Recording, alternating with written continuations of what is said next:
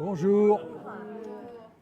Bonjour donc sur ce Facebook Live et puis dans la salle à Biville. Donc aujourd'hui on a fait notre troisième étape de la marche.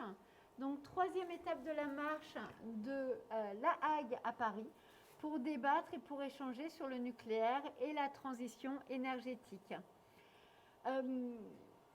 Voilà, on commence tout juste, ça s'est très bien passé aujourd'hui. On a vu les dunes de Biville. On n'a pas pu voir La Hague d'un côté et l'EPR de l'autre parce qu'on était sous la brume. Mais très belle marche et qu'est-ce qu'on aime le Cotentin. Donc voilà.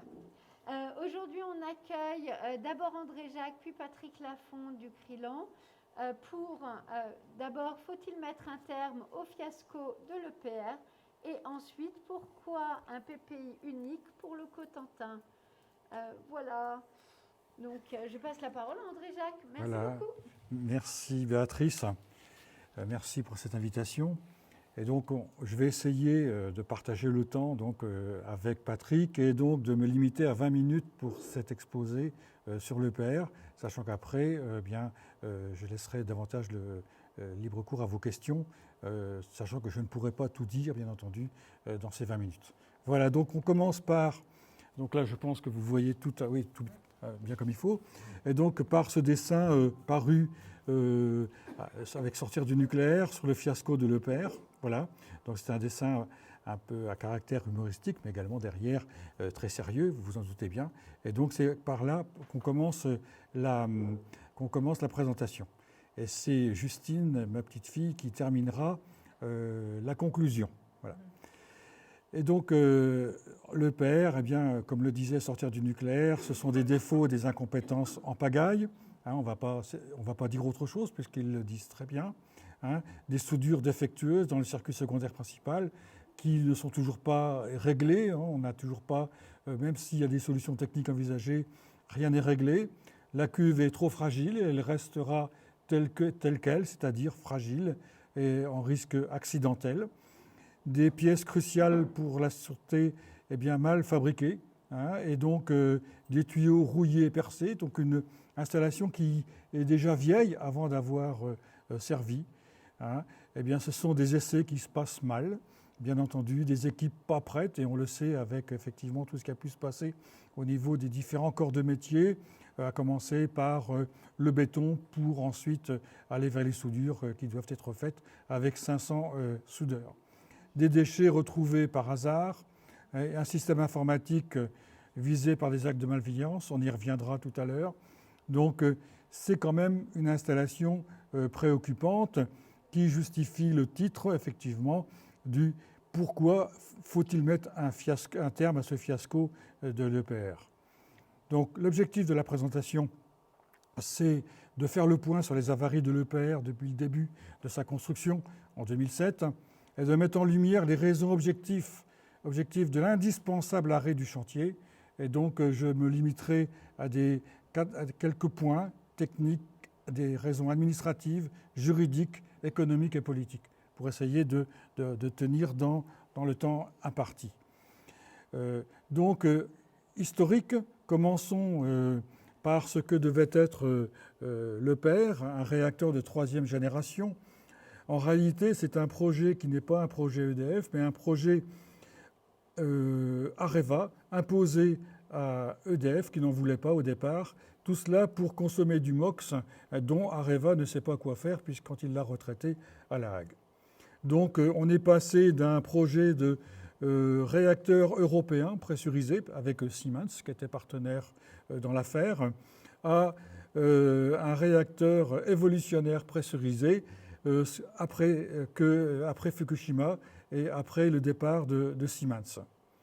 Donc on peut dire qu'il n'y a pas de grande rupture technologique par rapport aux installations actuelles. Par contre, des améliorations de sûreté, certainement, c'était voulu comme ça, notamment la question de l'exclusion de rupture pour tous les tuyaux et tous les éléments métalliques de l'installation. En toutes circonstances, on ne devait pas craindre la rupture et donc ni l'accident. En réalité, en passant de 1300 MW comme Flamanville 1 et 2 à 1700 MW, donc l'EPR, eh bien derrière, il y a toute une armada de technologies, etc., qui est venue s'agglutiner pour en faire effectivement le réacteur le plus sûr au monde.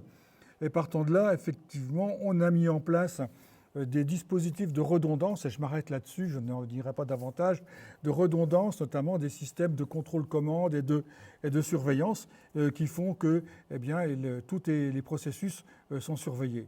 Néanmoins, malgré tout ça, on se rend compte qu'on n'est pas capable de le réaliser. Et donc, c'est, comme nous l'avions dit... Il y a un petit souci, excuse-moi. Ah, il faut... Est-ce que tu peux rester sur cette vision-là? Parce que sinon, quand tu passes en plein écran, on ne voit pas ton écran. On voit seulement ton premier écran. Si tu ah bon? Continuer comme ça à partir de là. Est-ce que tu peux mettre en plus grand? Ah ben oui, mais... Regarde, excuse-moi, je peux? Oui, oui. Tout à fait. Attends, je peux l'agrandir là? Tout à fait. Tu l'agrandis ici. Voilà. Et ici, en... Et là, on est bien. Oui, mais on voit... Ah oui. Oui, mais je voudrais mettre en comme ça. C'est pas possible? Comme ça? Ah oui? Si, c'est mieux ça. C'est bien ça, regarde. C'est mieux. Tout le monde voit dans la salle. Ouais. Et donc, en fait, on a un EPR, une installation inutile et coûteuse. Alors, inutile, je n'ai pas le temps de le développer, mais ça renvoie effectivement à ce qu'ont pu dire les 7 vents du Cotentin quand ils ont démontré par leur étude que, eh bien, avec des installations d'énergie renouvelable, on pouvait faire aussi bien que l'EPR et sans dépenser autant. Donc ça, c'est l'aspect inutile, coûteux. Là, on voit bien aujourd'hui avec 19 milliards et un prix de revient du mégawatt de 100 €. On dépasse de loin le tarif de l'éolien et du photovoltaïque qui est à 40 €. Ce qui crée des graves problèmes, effectivement, aujourd'hui, quand on veut vendre un EPR, par exemple comme en Angleterre, bien évidemment. Aujourd'hui, il y a 6 exemplaires de EPR au monde, 2 en service qui sont en fonctionnement, avec un à Taishan qui pose un problème, on y reviendra, un en France qui n'est toujours pas fini, un en Finlande qui n'est toujours pas fini, malgré qu'on nous dise que c'est toujours prêt à démarrer, sauf que ça n'est jamais prêt. Et puis la Grande-Bretagne, il y en a 2 en construction, sachant que sur ces 2 EPR en construction, eh bien, le directeur financier d'EDF a préféré démissionner plutôt que de cautionner cette affaire-là. Donc voilà le contexte un petit peu de cette 3e génération. Je n'ai pas le temps de développer non plus. C'est quoi la 4e génération? Astrid qui a été abandonnée. Astrid, c'était la fameuse 4e pour consommer là aussi du plutonium, du MOX et du machin comme ça, soi-disant que c'était même prêt à consommer des déchets nucléaires. Ce qui est sûr que là, c'est toujours demain on rase gratis. C'est comme l'histoire de ITER. Demain on rase gratis, mais mon Dieu, qu'est-ce qu'on y met comme argent? Pendant ce temps-là, eh bien, les énergies renouvelables attendent les subventions qui leur permettraient de franchir le gap nécessaire pour véritablement atteindre l'âge adulte. Donc un prototype hors délai, hors de prix, 10 années, donc, qui ont nécessité donc une première prolongation de 3 ans, qui s'est révélée à nouveau insuffisante après avoir démonté le fiasco. Ce qui veut dire que 13 ans après, eh bien, on a dû redemander 4 ans à nouveau pour pouvoir continuer cet EPR et pour le réaliser pour 2023. C'est-à-dire qu'on est à 18 mois aujourd'hui du démarrage de l'EPR et vraiment celui qui pourra dire qu'il pourra démarrer demain, il est fort aujourd'hui, quand on connaît tous les problèmes sur lesquels je reviendrai tout à l'heure. Donc en fin de compte, ça fait 17 ans, en 2023, la question qui se pose, c'est stop ou encore? Qu'est-ce qu'on met encore comme argent dans cette affaire ou pas? Donc, pour illustrer, eh bien, je fais aussi la promo des copains, c'est normal. J'ai trouvé une belle vidéo de de Greenpeace, et je vous la présente. Et je branche le son qui va bien pour ça. C'était en 2012. Le plus puissant réacteur au monde avec une capacité... Pardon? 100 MW. Tant que tu es en plein écran, on ne voit pas la vidéo. Ah bon? Donc c'est pour ça que je te dis, il faut que tu sortes les trucs. Oui, mais après, on change le truc. C'est trop compliqué pour moi. comme tu veux. Alors là, on lance la vidéo. Mais le son, j'aurais besoin de le brancher. Tu peux, Oui. tu retournes Oui. sur ton diaporama. Là, ça marche. Ça marche là? Réacteur évolutionnaire de 3e génération. Le plus puissant réacteur au monde avec une capacité de 1600 MW. Ça va? Le risque d'accident majeur a été porté à une probabilité de 10 puissance moins 7. Pourtant, un accident majeur est possible pour de multiples raisons. Problèmes techniques, erreurs humaines, actes terroristes. Ce réacteur est le plus dangereux au monde car il contient plus de radioactivité qu'aucun autre. En cas d'accident grave, la dispersion du nuage ira bien au-delà des 10 km prévus par le plan de secours. Et plusieurs régions et grandes villes seront touchées. Les conséquences seraient dramatiques. 1 million de personnes à confiner, 3 millions de personnes à évacuer sur une zone de 36 000 km². La production agricole contaminée. Dès les premiers jours, 300 morts et 2000 malades. À long terme, 30 000 morts et 10 000 cancers de la thyroïde. EPR, un réacteur à la sûreté infaillible, enfin presque.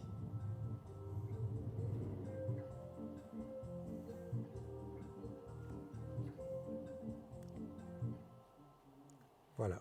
Donc, déjà en 2012, on se posait ces questions-là. Donc c'est quelque part, ça fait 9 ans. 9 ans aujourd'hui qu'on se pose ces questions, de savoir si c'est dangereux ou pas. En ne connaissant pas, bien évidemment, ce qui s'est passé par la suite. Alors là, je vais changer de diapositive. Voilà. Donc l'EPR, là, je vous avais un plan qui vient de source EDF ASN, c'est la découpe avec la fameuse cuve, la pièce cruciale dans le réacteur EPR, avec les anomalies qui ont été détectées par l'ASN dans la composition de l'acier, notamment du couvercle et du fond du réacteur de cet EPR. Donc là, voilà la... Alors là, je suis perdu. Oui, comment je fais pour continuer? Je n'ai plus accès à mon diaporama. Il faut que je partage. Tant que tu faisais ça, en fait, nous, on ne voit rien de ce que tu racontes.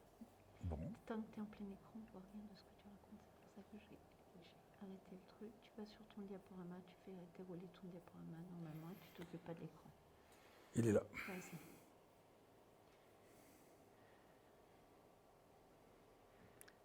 Voilà.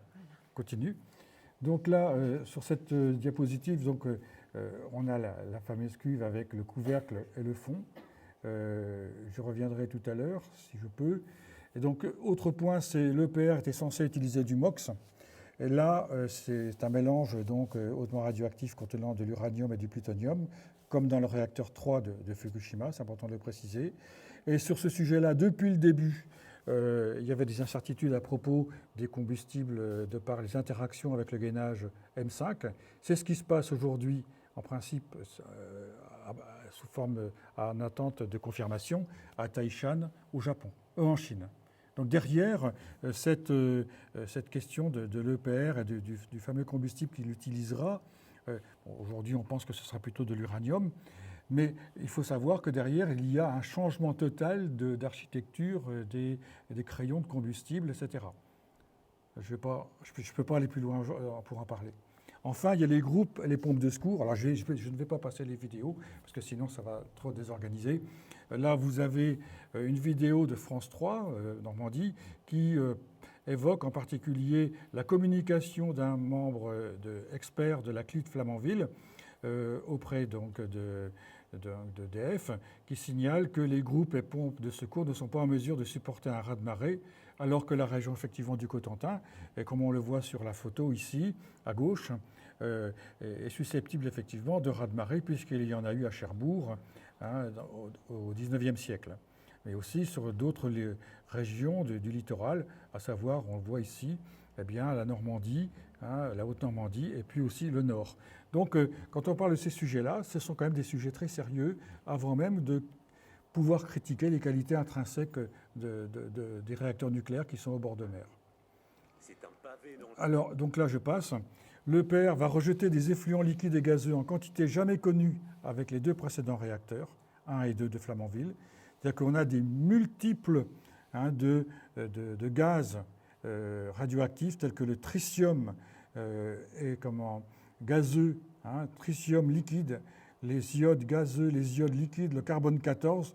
Tous ces éléments-là sont multipliés par des facteurs très importants puisque ça peut varier de 2 jusqu'à 11. Vous voyez ici sur la diapositive, c'est impressionnant. Et derrière, il y a eu une action en justice que le Crilan a menée avec d'autres.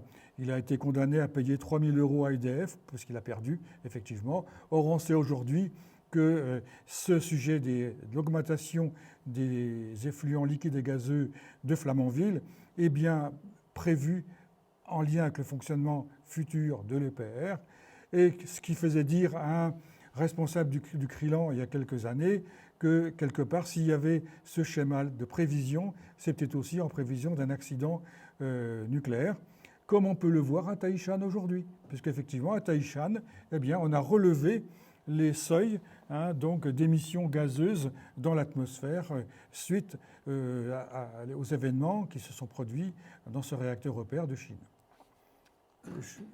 Béton et ferraille. Alors, donc là, on aborde bien, le détail du fiasco. C'était que dès le début, le béton et la construction ont montré des défauts très importants, notamment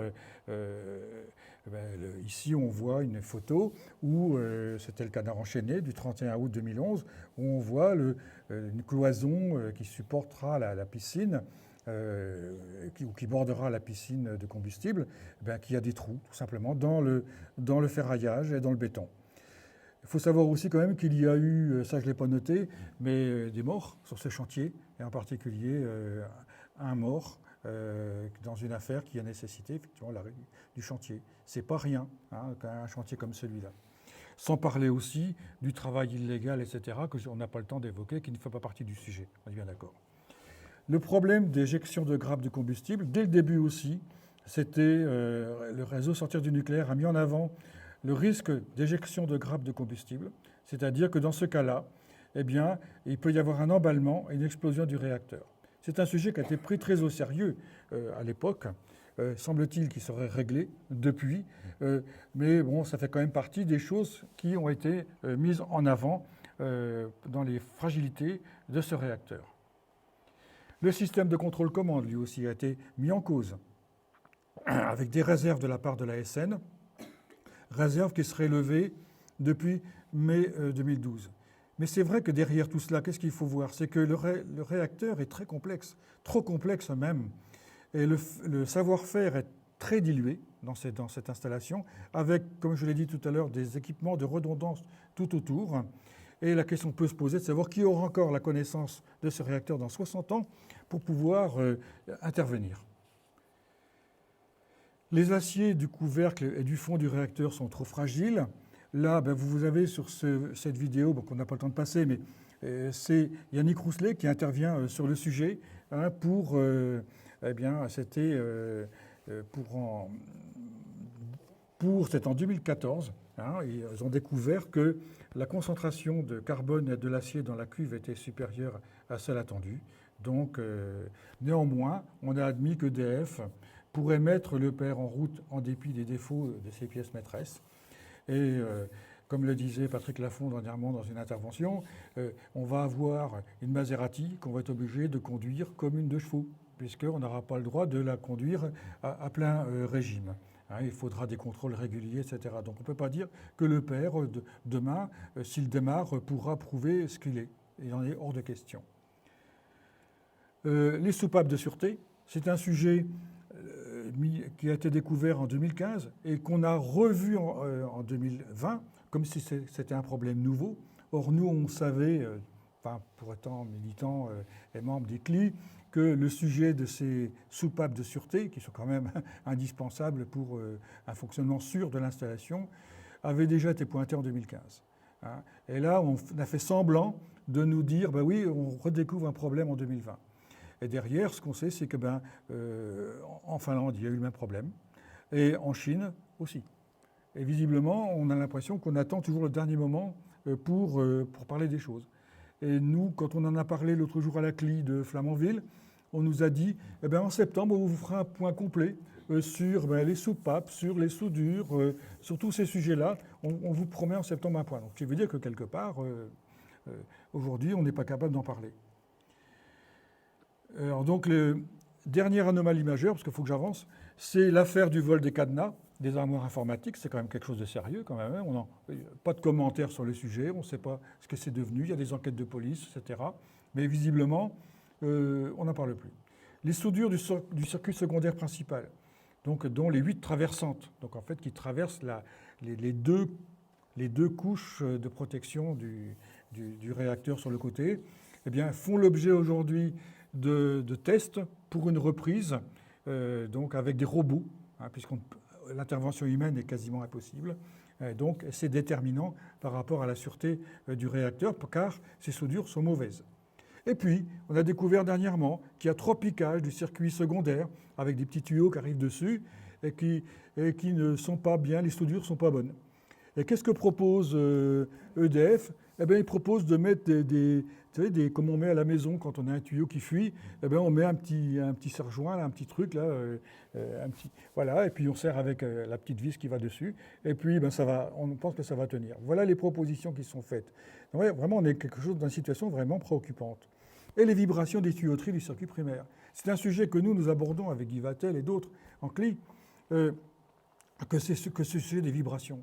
Sachant que, comme on a une exclusion de rupture, il n'était pas prévu de fixation pour ces tuyauteries-là dans l'installation, puisqu'elles étaient censées être sur elles-mêmes, ces tuyauteries. Donc partant de là, on n'a pas mis de support. Et c'est un copain, Autrey, un jour, quand on a visité le PR, qui dit « Mais ils sont où les fixations ?» Oh ben non, il n'y en a pas. Donc, résultat, aujourd'hui, on est dans une situation où on ne sait pas comment ça va se passer. Ce qu'on sait par contre, c'est qu'en Finlande, ils ont le même problème. Et qu'en Finlande, ce n'est pas du tout, parce qu'on y est allé il y a bientôt 2 ans. En Finlande, qu'est-ce qui s'est passé ? Eh bien, ce n'est pas Areva qui a apporté la solution. C'est l'université de Helsinki qui a travaillé sur la question des vibrations. Donc, on est dans une situation quand même de bricolage, selon les différents pays. Donc, et il faut savoir que la semaine dernière, l'IRSN s'est fendu d'un article quand même par rapport au futur EPR2, parce que l'EPR2, c'est la version future de l'EPR, en disant « Stop, attention, carton rouge, parce que vous n'avez pas réglé le problème des vibrations du circuit, des tuyauteries du circuit primaire, avec ces vibrations. Donc derrière, carton rouge. » Donc voilà où on en est aujourd'hui. Et puis, il y a une probable anomalie, parce qu'il faut rester prudent dans ce qu'on dit, sur la tenue de la gaine du combustible, comme à Taishan en Chine. Ce qui veut dire que quelque part, à Flamanville, on devrait retrouver le même problème que ce qui se passe en Chine. Car, comme je vous l'ai indiqué tout à l'heure, on n'est pas du tout dans la même architecture des crayons de combustible que dans les autres installations nucléaires. Voilà la liste, sans exagérer, parce qu'effectivement, il est hors de question aujourd'hui de faire croire des choses qui ne sont pas. Mais voilà les informations que nous disposons de la place que nous occupons dans les CLI avec Guy, avec Yannick, etc. Voilà, donc je termine pour ce chapitre technique avec une illustration d'un Breton du Finistère. À l'époque, on a fait la manifestation de Flamanville, donc en 2016. Je ne la voyais pas comme ça à la cuve parce qu'effectivement, c'est une passoire. Maintenant, l'aspect économique. L'aspect économique, eh bien, c'est un coût qui a grimpé. Alors, comme me disait ma petite fille hier, ton échelle n'est pas bonne. Effectivement, l'échelle du temps n'est pas bonne. Seule l'échelle des valeurs en coût est valable, parce qu'effectivement, la frise chronologique n'est pas bonne. Ce sont les valeurs qui ont été repérées suivant les différentes années où EDF a sorti les prix. Mais on voit quand même qu'on a multiplié quand même par plus que 3. Et donc, c'est quand même quelque chose qui coûte cher à l'ensemble des contribuables et qui a mis EDF, bien évidemment, en difficulté, comme d'autres chantiers EPR, il n'y a aucun doute. Aspect juridique. Alors là, je vais aussi faire vite parce que nous avons fait, avec les autres associations, je vais me contenter simplement de les citer, qui sont le réseau Sortir du nucléaire, Greenpeace, Stop EPR, ni à Penly ni ailleurs, mais aussi notre affaire à tous, hein, pour n'oublier personne. Hein, donc souvent des actions collectives en justice. Donc en Conseil d'État, hein, quand il s'agit de décisions prises par l'ASN, hein, notamment ou le gouvernement par rapport à des arrêtés, hein, ou bien auprès du procureur de la République lorsqu'il s'agit d'affaires pénales. Hein, donc simplement pour vous dire aujourd'hui, on a tout perdu. Il nous reste aujourd'hui quand même la question du démarrage partiel de l'EPR, pour reprendre les dernières affaires en cours, hein, puisque effectivement on a demandé un référé suspension qu'on a perdu, et donc ils ont eu le droit d'amener le combustible à Flamanville, hein, mais par contre l'action au fond continue, donc il n'est pas interdit d'espérer toutefois. Hein, et puis, les infractions pénales, on les a perdues, ou les infractions à la réglementation environnementale, eh bien, le juge, le procureur a dit que ce n'était pas si grave que ça, parce que comme il n'a pas démarré, on ne peut pas prouver que c'est véritablement une infraction. Donc, partant de là, eh bien, c'est la même chose pour les manquements graves à la qualification de certains matériels liés à la sûreté. Et par contre, on attend toujours le second décret de prolongation du décret d'autorisation de construction. C'est un peu ce qui avait fait réagir Corinne Lepage, un sujet que reprendra tout à l'heure ma petite fille Justine. Et c'est vrai que derrière, on a eu beaucoup d'actions, beaucoup de décisions ont été attaquées, comme les rejets gazeux et liquides dont je vais parler tout à l'heure pour Flamanville, c'est perdu. Même chose pour la cuve. Hein, comme je vous l'ai dit tout à l'heure, on a autorisé à faire fonctionner au rythme d'une 2 chevaux. Donc je passe le sujet. Ça fait beaucoup de diapos, mais vous pourrez en disposer si vous voulez lorsque je communiquerai le diaporama. Enfin, l'aspect politique de cette affaire. C'est une saga, cette EPR, tout simplement. Et quelque part, on peut dire qu'il y a une forme d'ironie de l'histoire. Parce qu'en octobre 2019, le ministre de l'économie a déclaré que l'EPR était un échec pour la filière. Donc effectivement, quelque part, il nous donnait un peu raison. Avant que le rapport Folz ne vienne tenter de sauver le soldat EPR, symbole de toute l'industrie électronucléaire française, avec l'EPR 2, parce qu'eux, derrière, ce qu'ils veulent, c'est construire 6 EPR, bien entendu, dans la foulée et le plus vite possible. Donc de 3 milliards, on est arrivé à 19 milliards. L'endettement d'EDF est passé à 41 milliards d'euros en 2019. La solvabilité d'EDF est compromise et on peut saluer le courage du directeur financier d'être parti quand il a vu qu'on voulait lui mettre en plus les réacteurs de Grande-Bretagne. Ironie de l'histoire, cette déclaration du ministre et ce rapport interviennent après que nous ayons perdu quasiment tous nos recours en Conseil d'État et nos plaintes pénales. Quelque part, ça nous donne raison sans pour autant nous donner raison. Et puis, dernier scoop quand même politique, il faut quand même oser le faire. Le ministère de l'écologie a organisé en juillet tout dernier une consultation sur le démarrage de l'EPR, hein, comme si l'EPR était tout à fait prêt et que la ministre n'avait plus qu'à signer le décret administratif d'autorisation, sachant que le citoyen ne sait pas, on ne lui a pas dit qu'il y avait aussi une autre demande d'autorisation qui était faite auprès de l'ASN pour les aspects techniques. Quelque part, pour un citoyen aujourd'hui, c'est impossible de se repérer dans les méandres que les institutions ont mis en place et qui le perdent quelque part par rapport à ça. Donc nous, en tant qu'organisation, avec l'ACRO, avec Greenpeace, avec France Nature Environnement, nous avons fait un communiqué de presse récent demandant à la population d'aller quand même participer à cette consultation, ne serait-ce que pour dire qu'on se moque du monde en plein été, de nous faire voter, participer plutôt sur une consultation, alors qu'on sait très bien que la machine n'est pas prête de démarrer demain. Voilà, conclusion. Donc la France ne sait plus faire de réacteurs nucléaires de ce niveau, parce qu'effectivement la barre est très haute, mais de fait, et on ne sait plus le faire. Il faut arrêter le chantier de l'EPR qui est trop dangereux pour la population si demain il venait à démarrer, et trop coûteux, parce que nous ne sommes pas candidats à un accident. L'entêtement à le réaliser contourne les règles du droit, on le voit bien quand même dans tous les artifices qu'a utilisé le Conseil d'État pour pouvoir justifier effectivement des décisions injustifiables. Et quand on voit aussi que le procureur de la République banane nos plaintes, tout simplement, après avoir pris l'avis de l'ASN, qui, on le sait déjà, l'ASN qui nourrit effectivement les dossiers en amont. Donc tout ça, ça marche en boucle. On est bien face à un État nucléaire, tout à fait, et partant de là, effectivement, on ne peut avoir que des décisions comme ça. Et donc maintenant, on en arrive à la conclusion empruntée à Corinne Lepage et que Justine va nous lire. Tu viens, Justine ? Cette histoire a une morale. On peut tordre le bras du droit. On peut contourner des dysfonctionnements techniques graves dans un pays comme la France. Désolée. Oui. Cette histoire a une morale. On peut tordre le bras du droit. On peut contourner des dysfonctionnements techniques graves dans un pays comme la France. Car ce n'est pas vrai partout dans le monde. On peut multiplier par 4 le coût d'un investissement finalement payé par le contribuable.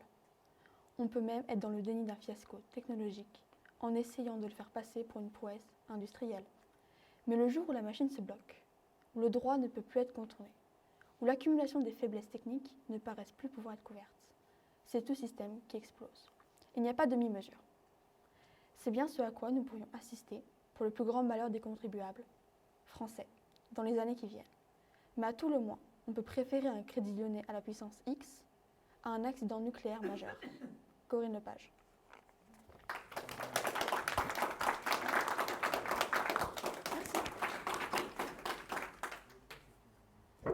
Bon, et bonsoir tout le monde. Alors je dois quand même préciser une chose, je ne suis pas conférencier, je ne suis même spécialiste de rien du tout. Donc je vais être un petit peu. Donc je demande l'indulgence déjà au préalable, puisque c'est un exercice que je ne maîtrise pas du tout. Hein. Ah ben non, Qu'est-ce que ouais, comme ça. Donc vous avez vu avec André que l'accident malheureusement est possible. S'il n'est peut-être pas certain, il reste probable. Et donc il y a, en cas d'accident, un plan particulier d'intervention qui est prévu par les autorités. Et donc c'est de cela donc, que je vais parler avec vous maintenant. En fait, les plans particuliers d'intervention auprès de chacune des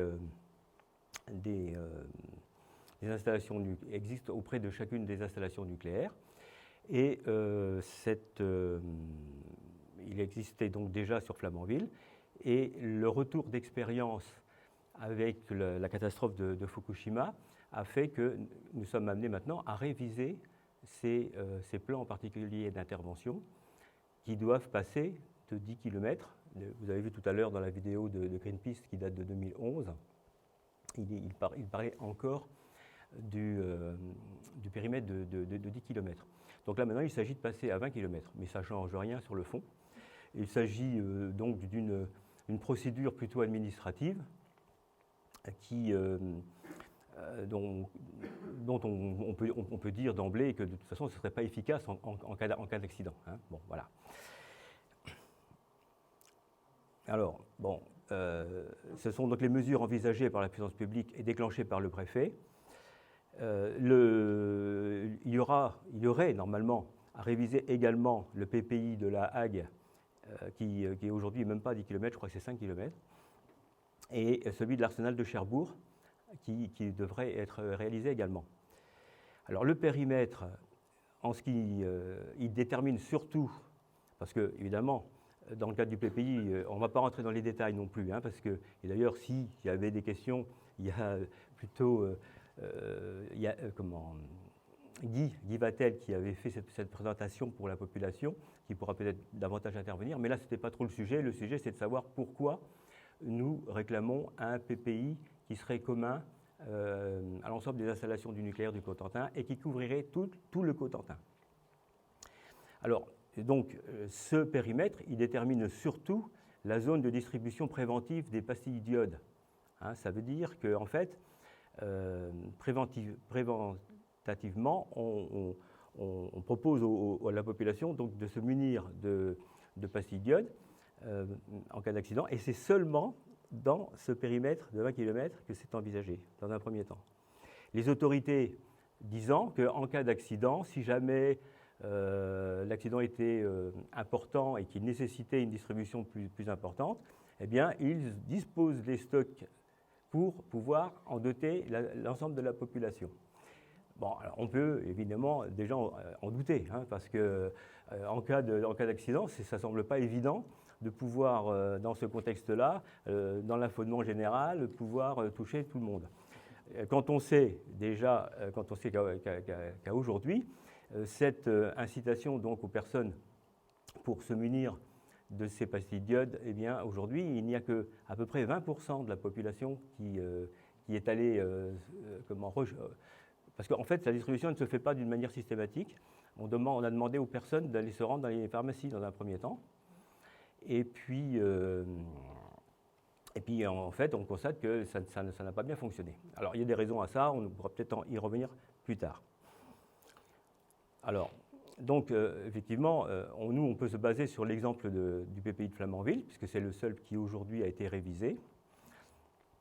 Alors, il comprend évidemment les 2 réacteurs actuellement en service et également le projet d'EPR. Donc, on voit que non seulement l'EPR, André en a fait la démonstration tout à l'heure, est extrêmement problématique et il y a tout lieu de s'inquiéter, effectivement, mais on a aussi les 2 autres réacteurs qui sont vieillissants, puisqu'ils ont déjà atteint la limite d'âge, entre guillemets, hein, puisqu'on est en train de les rafistoler.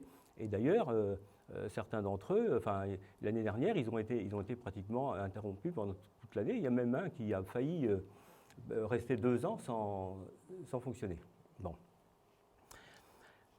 Alors, aller plus loin. Alors nous, ce qui nous intéresse dans cette affaire, c'est pas tellement que le PPI soit élargi à 20 km, parce que l'expérience de Fukushima, justement, démontre qu'on a déjà dépassé très, très largement ces 20 km, puisque apparemment à Fukushima, il y a une diapo que vous verrez tout à l'heure, où il y a déjà eu des évacuations à 40 km. Fukushima, ça n'a pas été non plus une grande explosion comme ça s'est fait à Tchernobyl. Donc ça aurait pu aussi être beaucoup plus grave. La plupart des radioéléments sont allés en mer. Mais effectivement, ça aurait pu être beaucoup plus important. Et dans la vidéo que nous avons vue tout à l'heure de Greenpeace, vous avez vu qu'un accident à l'EPR irait beaucoup plus loin. On ne parle pas non plus d'un accident sur la Hague, où ce sera encore pire. Alors, ce qui nous intéresse dans le fait de revendiquer un PPI unique sur l'ensemble du Cotentin, c'est déjà pour... alors, si on a vu tout à l'heure, je peux peut-être revenir sur la diapo d'avant. Je ne sais pas comment on fait d'ailleurs. Ouais. Donc, on voit bien que les cercles sont quasiment... ils se chevauchent beaucoup. Hein. Alors, déjà, on a affaire à une même population.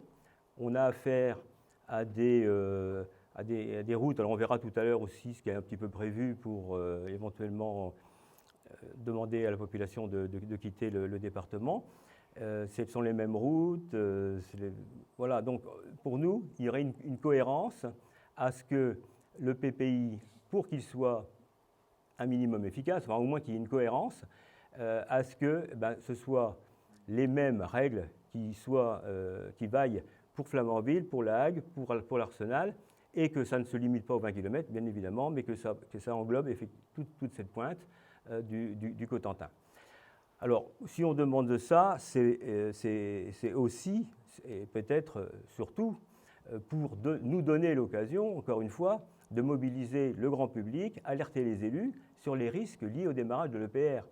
On sait que ce n'est pas une fin en soi, ce n'est pas le PPI qui va nous protéger. Hein.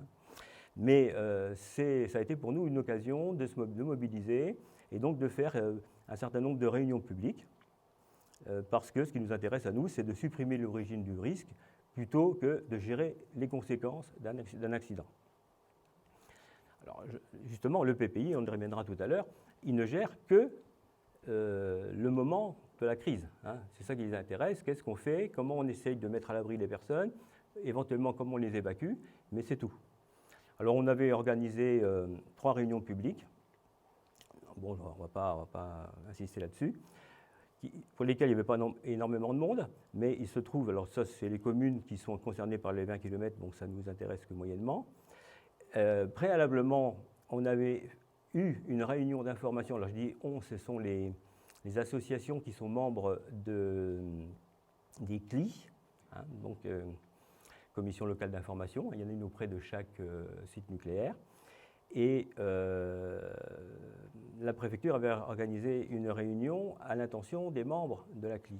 On s'est rendu compte, donc c'était le 10 décembre 2018, on s'est rendu compte au cours de cette réunion, d'une part, que ce qui était proposé était inopérant, enfin il y avait plein d'aberrations.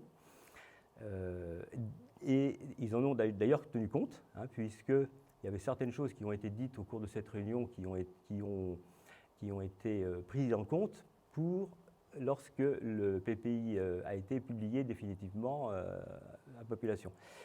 Bon, mais au cours de cette réunion, il n'était pas véritablement prévu de faire une information à la population. Donc c'est quand même un paradoxe.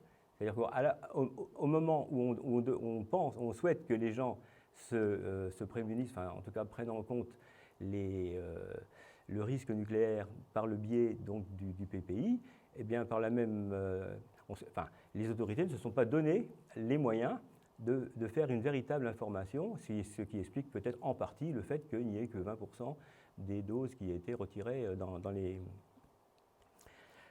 les pharmacies. Voilà, alors, donc là, les représentants, bien, on a l'ACRO, on a donc le Greenpeace, FNE, etc. Alors, il y a eu quelques réunions. À la suite de ça, la préfecture a organisé des réunions publiques qui ont été véritablement des échecs, hein, parce qu'il y avait vraiment très peu de monde. Le pire étant à Cherbourg.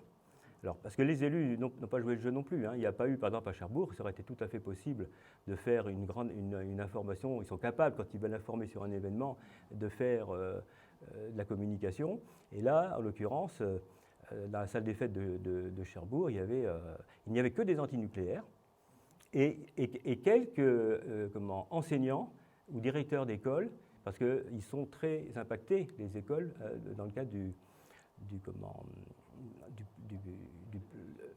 je ne sais plus comment on l'appelle, spécialement pour protéger les enfants dans les écoles.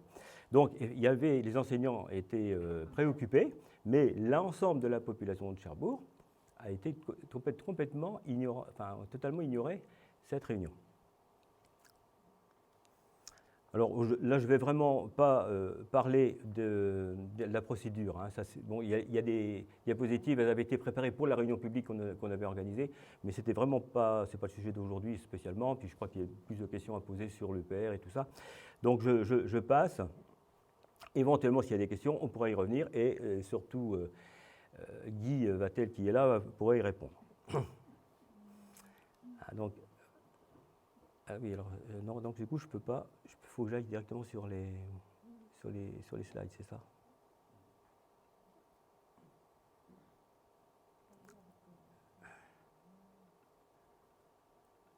Je ne sais pas comment ça fonctionne. Ouais. Bon, ce qui peut être intéressant, c'est de savoir quels sont les organismes concernés. Hein. Donc vous voyez, je ne vais pas faire la liste, mais ce qui est intéressant, donc effectivement, ça recoupe énormément d'organismes qui sont concernés hein, par un accident. Mais je voudrais surtout insister sur un fait. Vous voyez qu'à la fin, vous avez la CCI, c'est-à-dire la Chambre de commerce et d'industrie, et la Chambre d'agriculteurs ont été sollicités par les autorités pour donner leur avis sur le PPI, pour prendre en compte leurs besoins, enfin les besoins là, en l'occurrence des commerçants ou des industriels, éventuellement les agriculteurs, etc. Et ils n'ont pas fourni de fiche action. Donc ça montre aussi l'intérêt que portent ces gens-là à leur activité, c'est-à-dire qu'ils ignorent le risque vraiment totalement, quoi. Oui, alors c'est ce que je disais tout à l'heure, le plan particulier de mise en sécurité des scolaires. Donc ça, c'est quelque chose qui effectivement tracasse beaucoup les enseignants, qui tracasse aussi les parents, parce que le PPI notamment prévoit que les enseignants ne devraient pas remettre les enfants aux parents. S'il y avait un accident, les enseignants seraient censés empêcher les parents de venir reprendre leurs enfants. Alors on ne sait pas comment ils pourraient faire, entre parenthèses. Ce sont des choses qui, ce sont des choses qui ont été dites plusieurs fois quand on a participé on a participé aux réunions, hein, et donc on a porté la contradiction, etc. Et ils le reconnaissent, hein, ils savent bien que les gens n'obéiront pas. Vous verrez aussi tout à l'heure quand on va parler de la circulation, ce qui est envisagé pour évacuer et tout, ils savent bien qu'ils ont prévu des routes à prendre, mais on sait très bien que les gens prendront forcément d'autres routes. Et donc ça, ils en ont parfaitement conscience. C'est bien ça prouve d'ailleurs que l'objectif d'un PPI, ce n'est pas du tout de nous protéger, c'est de remplir une obligation légale qui est censée peut-être nous rassurer, mais ce n'est même pas certain. Voilà. Alors il y a aussi un aspect très important, c'est le plan communal de sauvegarde. Et c'est dans le cadre de ce plan communal de sauvegarde qui doit prendre en compte tous les risques, qu'ils soient industriels, naturels, etc. Donc il y a le risque nucléaire maintenant qui est intégré dans pas partout bien sûr, mais dans le cadre du périmètre du PPI. Par exemple, la ville de Cherbourg, qui maintenant est impactée, eh bien, a dû intégrer dans son plan communal de sauvegarde le risque nucléaire. Donc je ne sais pas comment ils l'ont fait. Mais en tout cas, ce qui est sûr, c'est que le rôle des maires dans ce processus est extrêmement important. C'est-à-dire qu'ils ont un rôle extrêmement important, un rôle charnière immense, et pourtant, ils ont très peu d'infos, ils savent quasiment rien. Et c'est quand même assez préoccupant.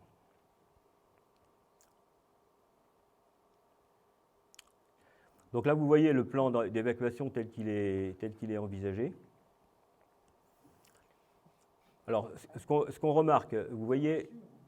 Pardon, vous arrivez à voir assez, là ? Oui. Ce qu'on remarque en pointillé, le rouge en pointillé, c'est une route réservée pour les secours. Hein, donc, normalement, seule la police et les pompiers doivent pouvoir emprunter cette route-là. Ce qui est en bleu et qui est appelé plus pudiquement ligne, je ne sais plus comment on l'appelle maintenant, de pré-accueil. En fait, c'est une ligne, nous on appelle ça la ligne de démarcation. Hein. C'est-à-dire que, et d'ailleurs elle s'appelle presque comme ça, je ne sais plus, parce que cette carte elle était dans le premier PPI qui a été diffusé, et c'était une carte de la gendarmerie. Et la carte de la gendarmerie, ce n'était pas ça qui était indiqué, c'était indiqué, tu te rappelles André ou... Enfin, ça voulait dire on ne franchit pas, quoi. Hein. Voilà, bon. Donc nous, on s'en était émus, on a dit ça veut dire quoi, etc. Non, c'est pas ça, c'est juste, c'est là où on fait un accueil. Hein. Alors vous voyez les petits points, vous avez des petits points rouges là, eh ben, ce sont les points d'accueil justement pour dispatcher les personnes qui arriveraient éventuellement avec leur véhicule personnel, mais à partir de ces points-là, on leur demanderait de prendre des bus pour se rendre dans des lieux qui seraient, d'ailleurs ils sont réservés, enfin, ils savent déjà, ça par contre on le sait, selon l'origine géographique des personnes, ils seraient dirigés vers tel et tel lieu, dans des gymnases, enfin vous voyez des choses comme ça. Alors vous voyez le sens de circulation en vert, voilà, c'est ce qui est prévu pour une évacuation. Alors bon, on avait fait quand même un certain nombre de remarques. Par exemple, les moyens de communication qui ne passent pas dans toutes les zones, et ça c'est manifestement le cas ici dans la Hague, hein, notamment où on est souvent avec les Anglais, hein, tout simplement. Et puis alors on demande aux gens d'écouter la radio. Alors, encore faut-il Et puis, c'est pas toutes les radios, apparemment. Ça serait que, par exemple, ici, France Bleu, etc. Donc, bon, ça, c'est pas... Alors qu'un rapport européen donc, qui s'appelle Athlète et qui date de 2014, il recommande donc une mise à l'abri à 100 km, les distributions de pastilles d'iode également à 100 km. La Suisse a décidé de passer de 20 km à 50 km et la Belgique passe de 20 km à 100 km. Donc on voit bien qu'en France, ça ne veut pas dire que les autres seraient plus efficaces non plus, mais ça veut dire qu'en France, on est toujours en train de mégoter sur la sécurité, enfin, sur la prise en compte du risque. Cette carte qui est juste pour montrer que justement, des cercles de 20 km, ça ne sert strictement à rien, puisque là, c'était donc à Tchernobyl. Et on voit très bien sur cette carte, Tchernobyl, vous voyez, il y a l'étoile jaune là, c'est Tchernobyl. Bon, ben, on voit là où c'est rouge, c'est là où il y a eu le plus d'impact de radioactivité. Et on voit très bien qu'au-dessus, on a eu également des points d'impact très importants, alors qu'entre deux, par exemple, c'était plus... Donc ça ne marche pas comme ça, quoi, la radioactivité. C'est très dépendant de l'orientation des vents. Et voilà, donc on a la même définition un petit peu pour Fukushima. On voit très bien ici que, ben, par exemple, il a fallu évacuer les personnes jusqu'à 40 km.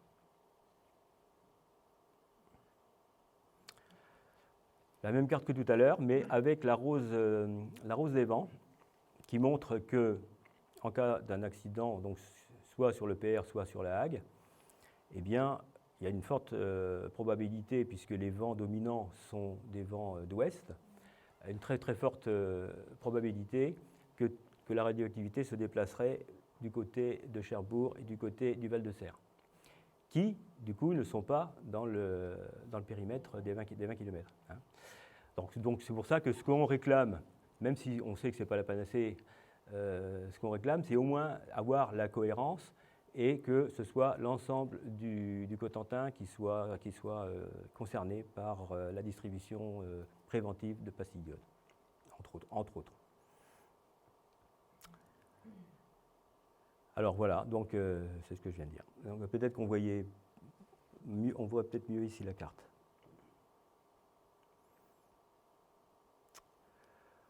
Bon, ça ce sont des données sur les seuils de dose, on va passer, ça aussi.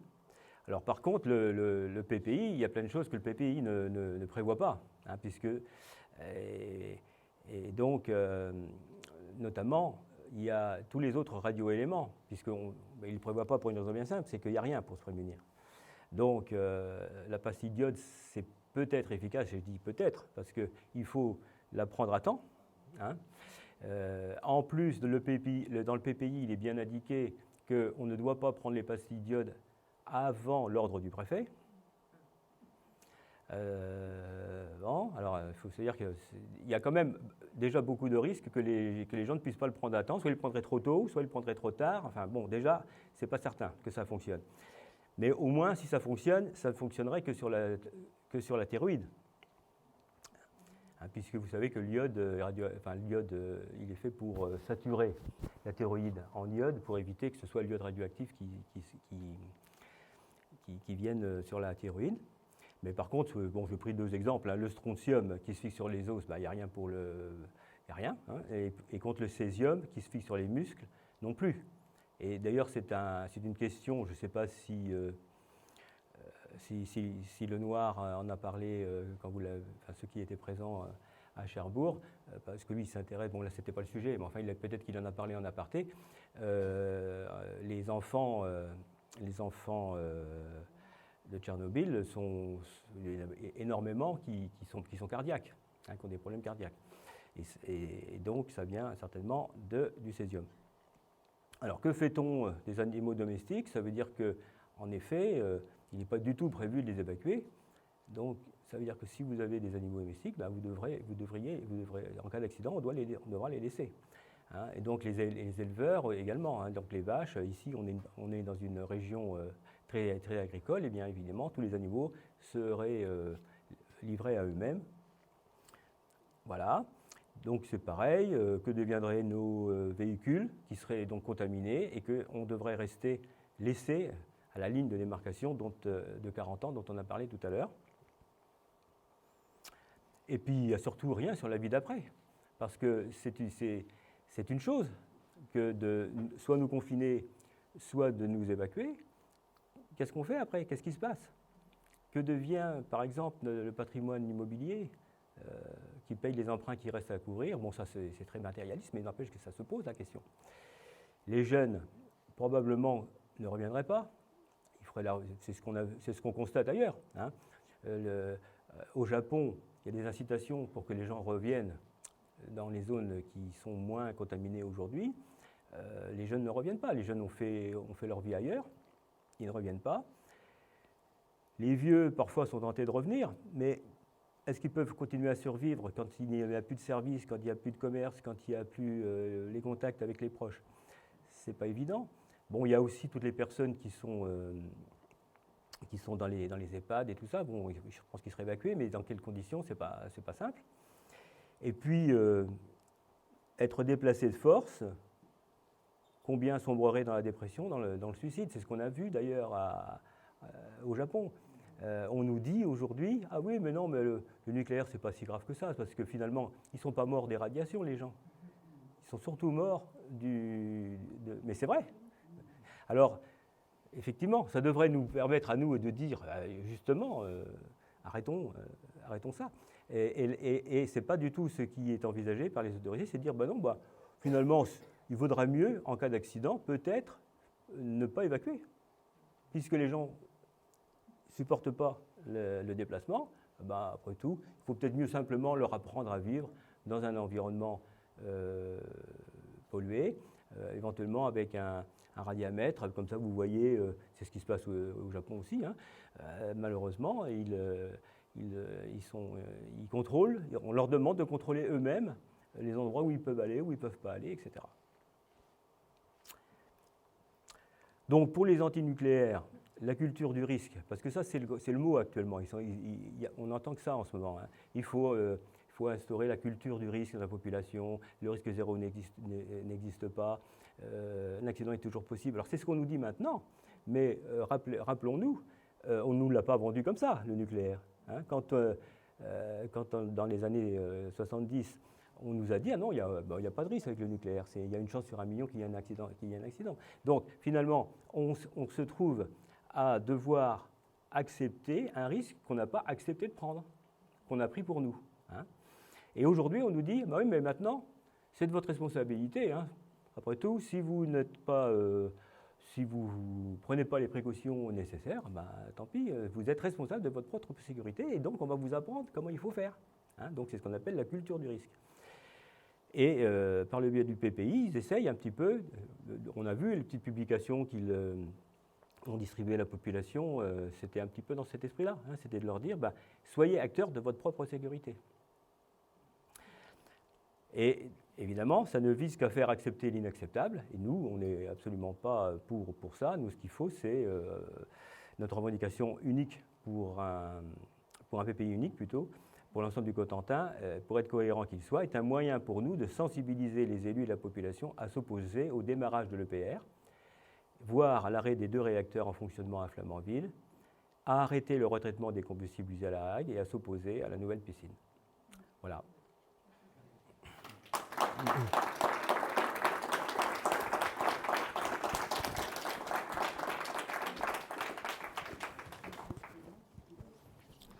Merci beaucoup Patrick, merci beaucoup André. On vous propose de poser des questions, plein de questions, toutes les questions qui vous viennent en tête. André, tu reviens? Et de ne pas hésiter. Je garde. Alors André, si tu peux venir aussi pour répondre aux questions, bien sûr. Ce que je vous propose, c'est de mettre une chaise là. Oui. Décalez-toi un petit peu par là. Oui. Comme ça, vous êtes tous les deux ici.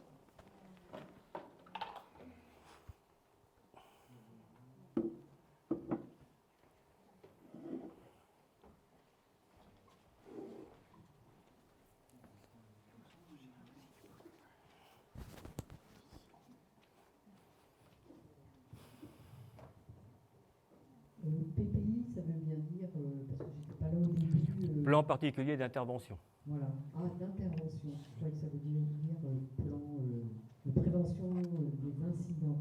Non. Alors, j'ai pas de question.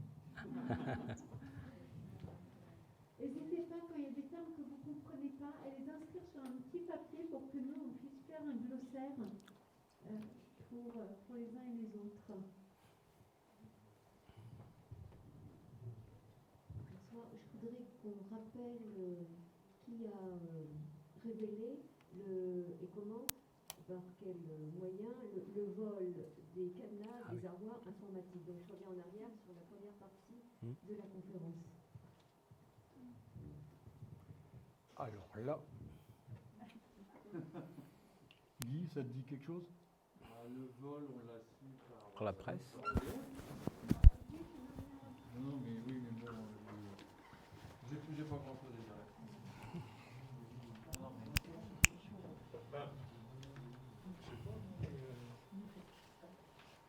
Je crois qu'on l'a pris par la presse, mais comment ça a été je sais pas. Ah ben je sais pas, moi je pense que c'est EDF qui l'a dévoilé parce qu'il ne pouvait pas faire autrement. Et on l'a appris par la presse. Et puis après, on nous a dit qu'il y a eu une enquête. Et c'est tout. Et c'est tout. C'est comme une chose qu'on n'a pas su non plus, c'est le survol des drones des installations nucléaires. Voilà. On l'a su, mais voilà. Point barre. Alors, pour revenir quand même sur cette histoire de cadenas, on est sur quelque chose de compliqué. Parce que c'est stratégique, ce système. Parce que derrière, il y a tout le système de contrôle-commande de l'EPR. Et donc de toutes les redondances qui vont avec. Donc c'est très grave ce qui s'est passé là. Et on peut faire plein d'hypothèses sur à qui profite ce vol. Est-ce que c'est une puissance étrangère? Est-ce que c'est... On ne sait pas. Bien évidemment, là, il y a quelque chose qui, même si le réacteur était en parfait état de fonctionner, qui ne cesseront de nous poser des questions. Car même s'il démarre, on n'est pas à l'abri d'un virus, tout simplement, ou des choses comme ça.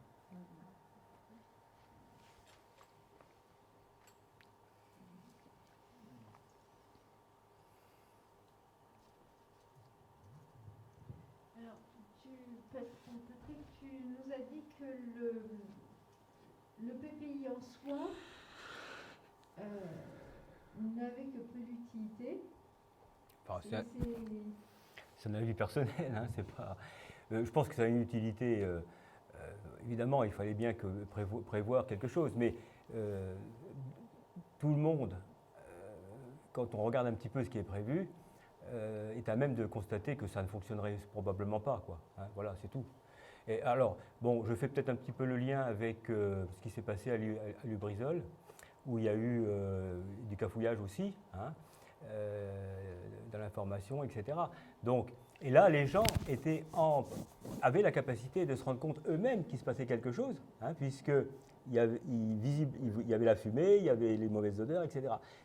Quand il s'agit d'un accident nucléaire, tout ça, on ne le verrait pas. Hein. Bon.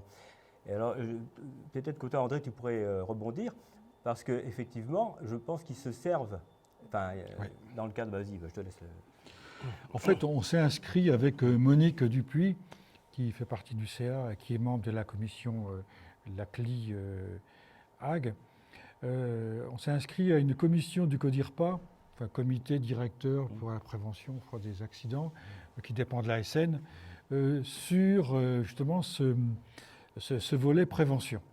En se disant qu'on s'inscrit sur les visioconférences de CODIRPA uniquement sur le volet prévention, parce que nous, comme Patrick vient de le dire, nous, la gestion d'un accident, en tant qu'association, le CRILAN, on ne veut pas en entendre parler, on ne veut pas y mettre les doigts. Parce qu'effectivement, on se bat contre le nucléaire, il est hors de question demain à gérer un accident nucléaire.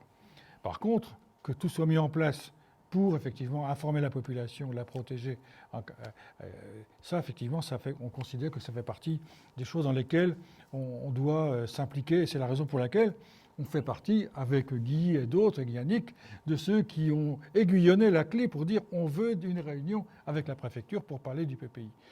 Donc on est bien sûr. Par contre, dans ces commissions du CODIRPA, qui est intéressante, même si nous, on y va avec prudence, et on n'ira pas aux autres ateliers qui parleront de l'accidentel.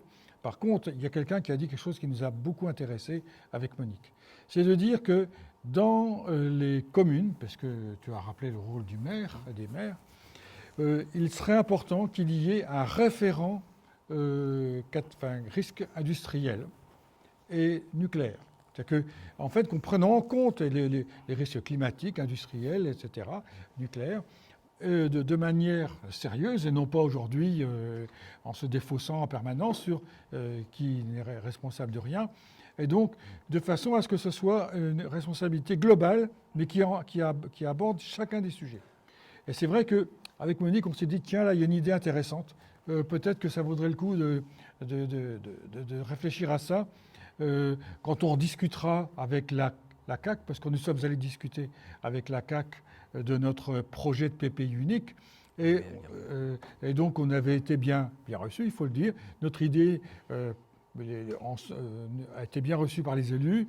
Maintenant, il reste à franchir l'étape d'après. C'est que si on veut un PPI unique Cotentin, il faut que le préfet et les autorités ministérielles soient d'accord. Parce que le gouvernement, enfin les autres ministères, ne veut pas faire d'exception pour le Cotentin. Or, nous n'avons pas d'issue au nord, on n'en a pas à l'ouest, on n'en a pas à l'est. Nous sommes une presqu'île.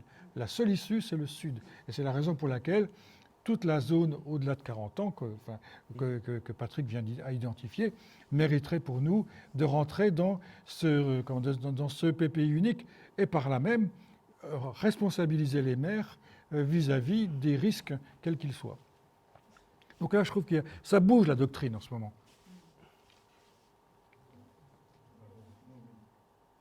Non, mais juste dire, avec la nouvelle future piscine, il y aura une installation nucléaire de base qui serait dans la Hague et qui serait gérée par EDF. Est-ce qu'ils vont refaire un PPI pour cette piscine en plus? Voilà. Je voulais rajouter ça.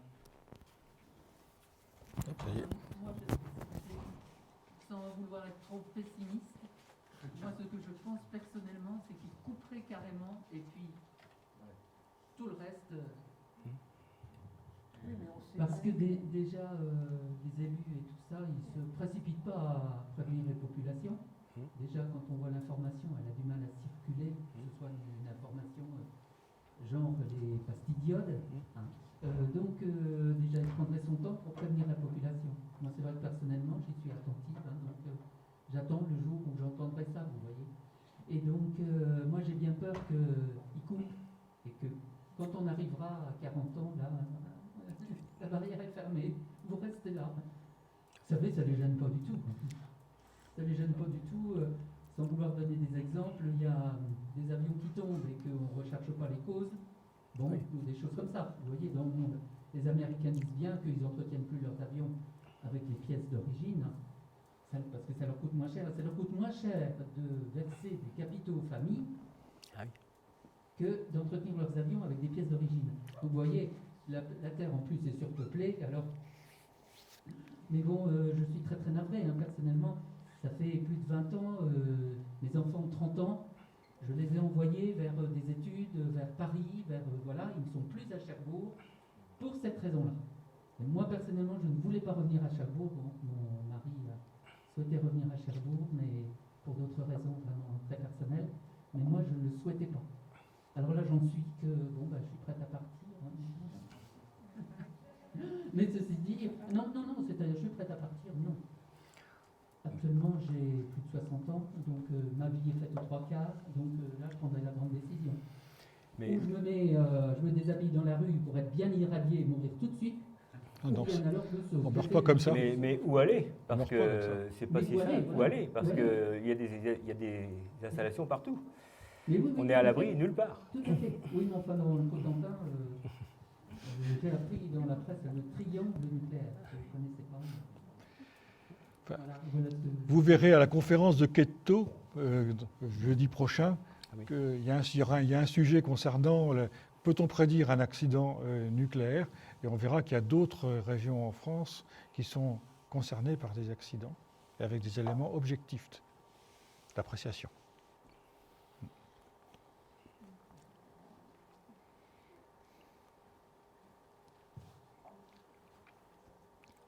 Ici, pour bien, Patrick a commencé à en parler.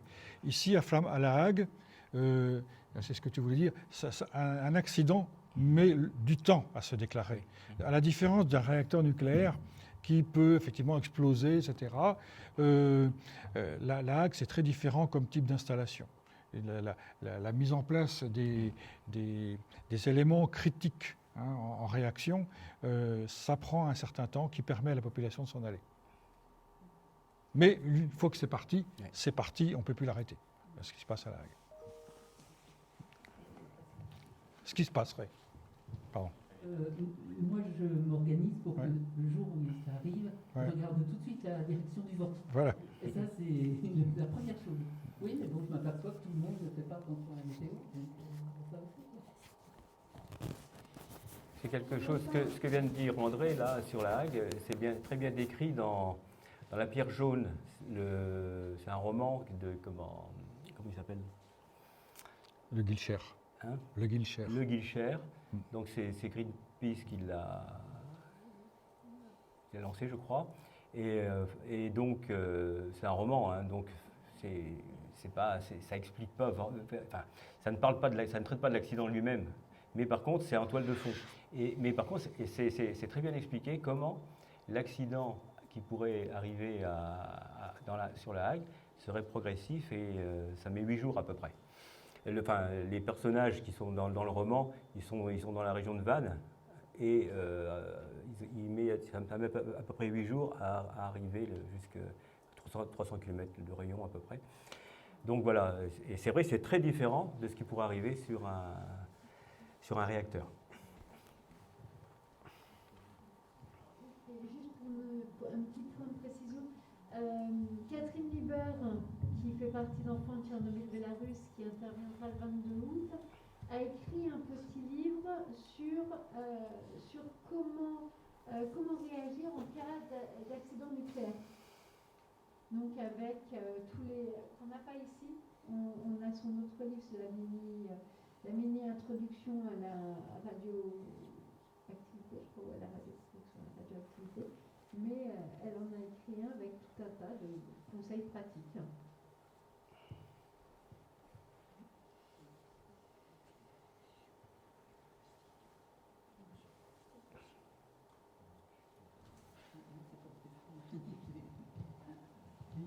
Je reste attentive à tout ça, bien sûr, depuis longtemps, vous avez compris.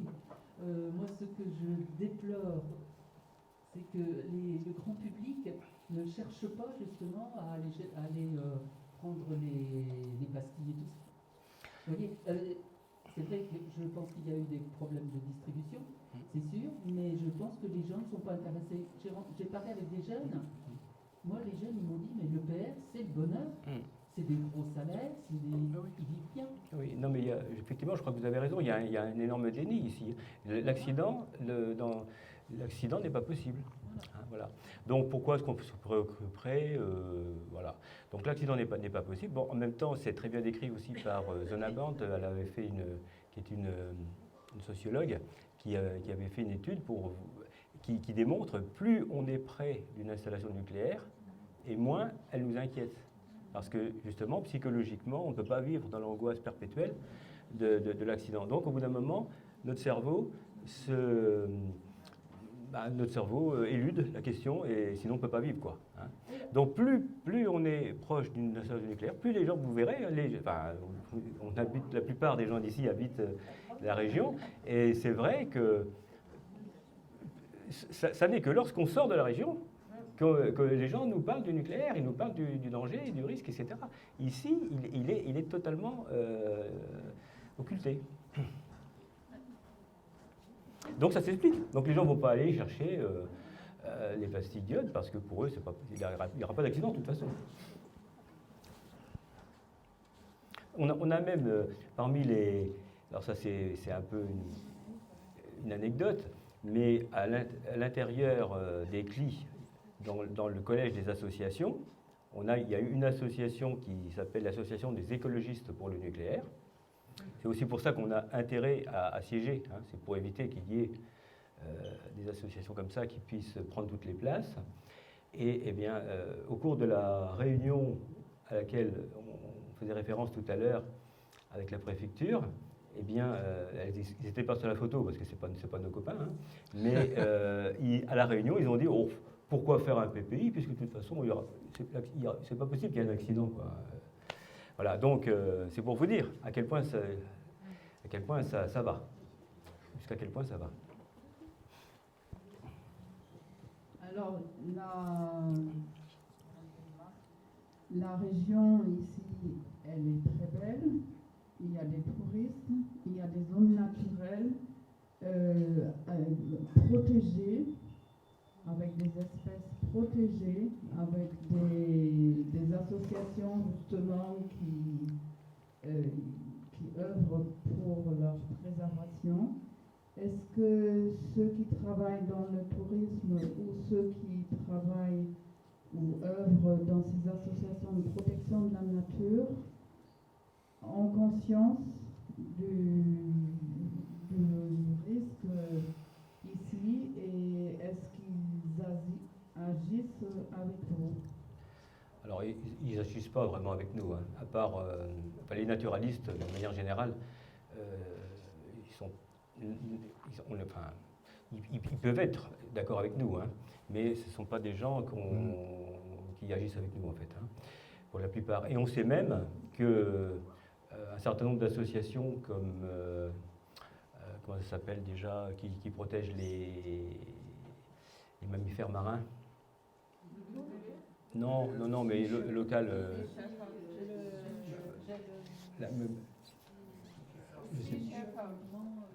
Non. J'ai plus le nom en tête, mais enfin bon, c'est local. Hein. Bon, eh ben, ils ont des subventions d'Orano et puis d'EDF. Hein. Donc voilà, c'est tout. Donc à partir du moment où ils acceptent les subventions de ces mouvements-là, ben, ils ne peuvent pas tellement lutter contre. Hein, voilà.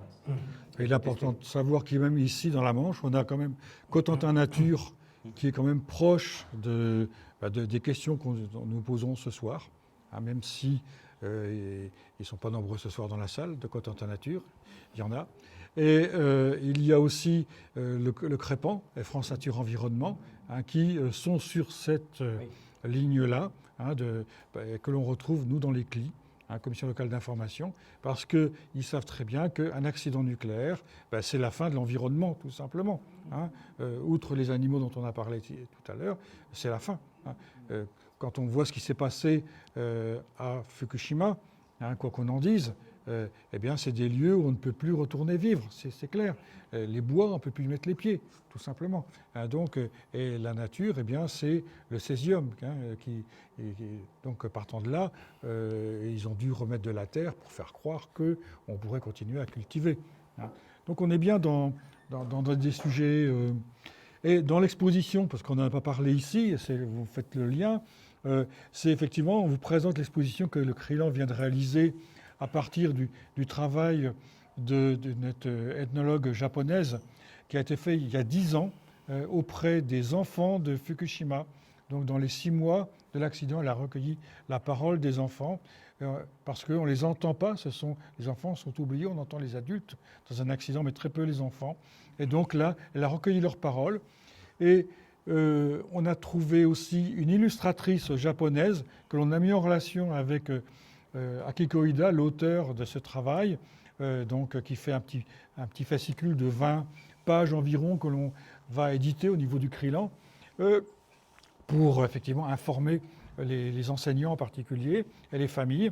Eh bien, on a extrait les paroles des enfants pour mettre en valeur ce que l'enfant ressent dans le cas d'un accident nucléaire. Vous pourrez le découvrir tout à l'heure en bavardant, parce que dans un accident nucléaire, eh bien, il y a aussi des modes de vie qui qui sont complètement changés, hein, on perd totalement des modes de vie. Hein. Donc partant de là, eh bien, c'est une autre vie qui nous attend. Soit on revient, et, comme tu le disais, soit on s'en va. Voilà. Et pour beaucoup, comme à Fukushima, eh bien, ils sont partis. Et c'est vrai que quand on a vu ça, Fukushima, eh bien, on ne peut pas faire autrement, en tout cas c'est ma démarche, que de témoigner et de dire c'est pas possible de laisser faire ça ici, en tout cas. Moi, c'est le sens de mon engagement. Alors, en tout cas, personnellement, depuis 2011. C'est vrai qu'il y a des gens pour qui, effectivement, Fukushima a été une occasion, effectivement, d'un engagement ou d'un réengagement dans la question antinucléaire. C'est le cas de Jannick Magne, par exemple, qui est connue en France pour ses témoignages, puisqu'elle a vécu au Japon. C'est le cas de Pierre Fété, hein, qui est un enseignant de l'Est de la France, qui a fait un blog, qui s'appelle le blog de Fukushima. Il y a un certain nombre de gens comme ça qui se sont engagés à la suite de Fukushima. Et c'est, je pense, le sens du témoignage. Et le livre que vous avez aussi en vente ici, 5 €, il a été écrit par un copain à nous de Cherbourg, Michel Lebonnois, pour l'association Nos Voisins Lointains, qui vient témoigner en France avec des mères de famille de Fukushima et des jeunes ados de Fukushima pour dire voilà ce qui se passe quand il y a un accident nucléaire. Et il n'y a rien de tel que le témoignage vivant de ces mères et de ces jeunes auprès de nous, de la population française, pour aider à faire prendre conscience. Donc, dans l'objectif avec le livre que là, on met en vente, c'est de pouvoir les aider à financer un voyage dans un an, peut-être 2 ans, mais pour venir témoigner à Cherbourg, on l'espère, du vécu de ces familles-là. Oui, bonjour. Tout à l'heure, vous parliez des populations, donc moi j'ai une question par rapport à ça. Parce que donc ce matin, donc, nous étions à Bourville. Nous avons rencontré 3 jeunes femmes, dont une était de Cherbourg, enfin vraiment des jeunes, une de Cherbourg, et donc on a évidemment discuté. Et ce qu'elle disait, c'est que dans sa famille, ses parents ne vivent pas du nucléaire directement, mais en tous les cas, elle dit on n'en parle pas. Et elle me posait la question, elle me demandait si les populations, en fait, elles en tant que, de toute manière, étudiantes et lycéennes, en fait, nucléaire à l'école, ils en parlaient sous un angle, on va dire, positif, ce que vous disiez tout à l'heure, création d'emplois, etc. Mais en fait, pas du tout par rapport à l'environnement. Donc, elle me demandait si il y avait une information qui était donnée à la population par rapport au risque encouru. Donc, évidemment, moi, je ne sais pas quoi y répondre. Ça, c'est le premier témoignage. Deuxième témoignage, donc un papa et son fils qu'on a croisé dans les dunes aussi, qui nous disait en fait que quand il était enfant, ils n'en parlaient pas, c'était l'omerta. Et puis maintenant que ses parents sont âgés, qui viennent les voir, ses parents en fait commencent à en parler un peu plus parce que ses parents y compris, voient autour de lui. Les gens sont malades, les personnes âgées sont malades et commencent à se poser quand même des questions par rapport au risque sanitaire du nucléaire. Donc ma question, donc 2 questions. À la fois, est-ce qu'il y a une information qui est donnée à la population régulièrement, en dehors que le fait de leur donner de l'iode, comme ça s'est fait il n'y a pas très longtemps, je crois, il me semble. Et deuxième point de ma question, est-ce qu'il y a des études récentes qui montreraient qu'il y a un impact sanitaire sur la santé des gens, qu'il n'y aurait pas plus de tumeurs, de cancers, etc. Est-ce qu'il y a des éléments nouveaux par rapport à ça assez récents? Merci. Alors, moi, je pourrais juste répondre. Vous avez entendu parler du docteur Viel, un professeur Viel qui a fait une étude sur les cancers de la Hague, les leucémies de la Hague, hein, et qui a été très décrié parce que le pauvre, tout le monde lui a tombé dessus à bras raccourcis, au point qu'il a quitté la région, que maintenant il est sur Rennes et qu'il est bien tranquille et qu'il a plus le tour de remettre les pieds ici. Hein. 1986, je crois, ou 90, par là. Oui. Ah oui. C'est bien. Et à l'époque, Corinne Lepage, dont on a parlé tout à l'heure, qui était ministre de la Santé, elle a dit, que le ministre de l'écologie a dit, le professeur Viel n'est pas un charlot. Il faut reprendre tous les travaux qu'il a faits elles mettent en place un comité de suivi, je crois, par rapport au cancer dans la Hague. Hein, et ça n'a jamais été mis en place. Hein. Donc c'est pour vous montrer. Par contre, on a un registre des cancers qui a été mis en place, dont on nous dit le plus grand bien. Bon, personnellement, je n'ai pas d'avis sur le sujet, parce que je ne suis pas compétent, tout simplement. Mais c'est vrai, quelque part, quand on parle autour de soi, comme vous le faites vous-même, vous l'avez dit, eh bien, on entend parler de gens qui ont des problèmes de thyroïde. Ce n'est pas forcément des cancers de la thyroïde, mais c'est des belles pathologies de la thyroïde, et qui touchent des fratries. Hein. Des fratries parce qu'ils ont vécu dans le même endroit. Et un registre du cancer, ce n'est pas une étude épidémiologique Voilà. non plus. Hein. Donc le professeur Viel, justement, il avait fait une étude épidémiologique. Alors, ces conclusions n'ont pas été contestées, d'ailleurs. Enfin, par les scientifiques, j'entends, parce que par la population ici, si. Bon, en fait, qu'est-ce qu'il avait démontré? Parce que ça, il l'avait démontré, c'est qu'il y avait une surmortalité chez les enfants ici. Voilà. Bon, et ça, il l'avait bien démontré, mais c'était quand même très peu de cas. Hein. C'était peut-être, je ne sais pas, il faudrait que je revoie, mais c'était le genre, là où on attendait un cas ou deux, ben ici, il y en avait 4 ou 5. Voilà, bon, c'est quand même beaucoup, mais voilà. Mais ce qui a été... après, ce qu'on a donné, ce qu'on a dit, c'est oui, bon, d'accord, effectivement, mais est-ce que c'est imputable à l'usine? Et c'est ça la difficulté, c'est que c'est très difficile de pouvoir donner cette certitude scientifique-là, personne ne peut l'avoir. La seule chose, c'est que lui, il avait constaté qu'on retrouvait la même chose à Windscale, en Angleterre, il y avait aussi un centre de retraitement, etc. Donc c'était un peu curieux. Alors, bon, alors on peut, effectivement, les scientifiques disent oui, mais ça peut être une coïncidence. Voilà. Mais alors, dans le discours scientifique, moi je l'entends, qu'à la limite, on ne dise pas directement, bon, effectivement, c'est imputable. Mais ici, il faut voir, le simple fait de dire une vérité factuelle, hein, voilà, comment il a pu être vilipendé, qu'il allait tuer la région, qu'à cause de lui, machin. Et c'était terrible. Il y avait tout le monde, tous les élus, il y avait tous les... enfin bref, c'était abominable. La mentalité, l'état d'esprit qui avait prévalu à cette époque-là, à tel point que c'était... je crois qu'il a été très malade, il a fait dépression, il était très malade et tout ça, pour avoir simplement fait un travail scientifique. Il y a Serralini aussi. Alors, Serralini, mais sur un autre sujet. Mais Serralini, il a été aussi embêté, bien sûr. Oui. Il faut savoir que le travail du professeur Viel a été corroboré quand même, comme tu l'as dit, à Windscale, mais aussi dans plein d'autres installations nucléaires, où effectivement on a prouvé les mêmes types de statistiques en augmentation autour. Donc ce qui tendait à prouver effectivement qu'il avait raison. Hein, voilà. Mais quelque part, jamais personne ici ne voudra l'entendre. Alors, comme tu viens de le dire, ce n'est pas un comité de suivi, comme si tu disais, c'est une étude épidémiologique, c'est ce que demandait Corinne Lepage. Ça n'a jamais été mis en place, cette étude épidémiologique, et ça devrait faire partie de nos préoccupations en tant que membre d'ICLI aujourd'hui. On devrait se bagarrer pour ça. Et puis le nucléaire, il a 40 ans ou 50 ans, même plus, il aurait fallu faire, si on avait voulu faire une étude épidémiologique, il aurait fallu le faire dès le départ, quoi. Donc, en fait, on ne trouve que ce qu'on cherche. Voilà. Si on n'a pas envie de chercher, eh ben, c'est facile. Comme ça, on dit c'est pas prouvé, c'est bon. Voilà. Question. En fait, nous, pendant la marche, je ne sais pas si les autres marcheurs ont ressenti la même chose que moi. Autant quand on habite à Caen et plus loin, il y a beaucoup de gens qui sont pro-nucléaires. Autant ici, beaucoup de jeunes qui sont pro-nucléaires. C'est assez effrayant. Parce qu'ils ont toujours entendu qu'il n'y avait rien d'autre et que ça peut sauver le climat. Donc, oui, c'est ça. Au fur et à mesure qu'on leur dit, ils commencent à y croire. Oui, c'est vrai.